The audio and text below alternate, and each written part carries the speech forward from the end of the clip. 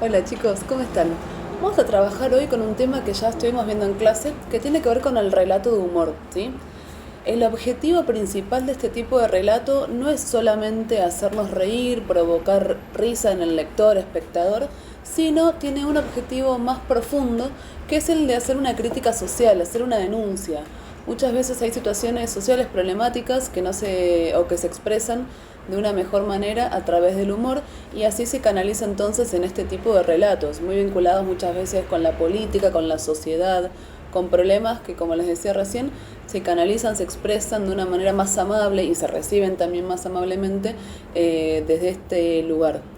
Hay una serie de recursos que utiliza el humor para sostenerse y para fundarse, entre los que podemos hablar, por ejemplo, el del equívoco, que ya lo trabajamos también, que tiene que ver con expresar una frase que necesariamente va a provocar un malentendido, que se resuelve finalmente, y ahí está entonces el efecto cómico, en la que el lector o espectador, sabiendo cuál es la realidad de la frase, se ríe o le causa gracia el malentendido en el cual recae el otro personaje.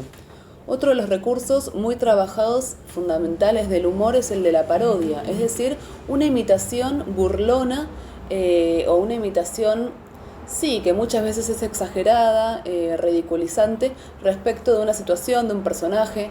El meme, por ejemplo, en algún sentido podemos pensar que es un tipo de parodia, porque se toma un significado y se lo saca de ese lugar y se le da otro sentido diferente, sabiendo el espectador, el lector, de cuál se trata.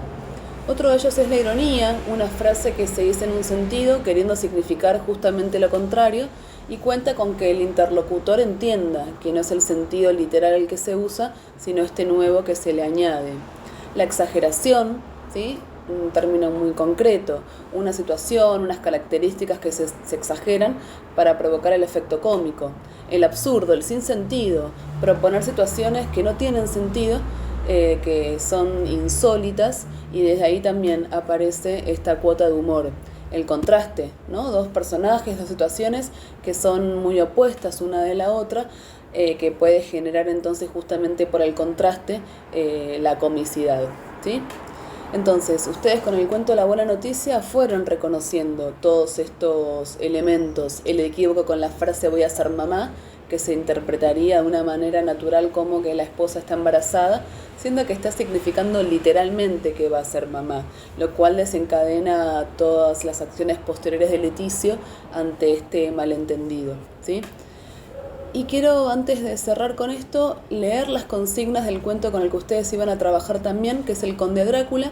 La primera de ellas pregunta cuál es el equívoco entre Drácula y los anfitriones, justamente cuál es ese hecho, en este caso, que provoca el malentendido.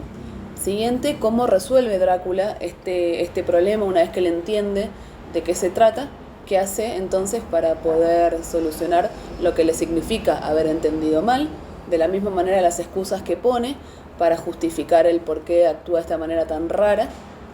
La siguiente pregunta pide que destaquen fórmulas de cortesía, estas fórmulas más protocolares que se usan en el cuento, que las pueden directamente copiar en la carpeta o en el Word.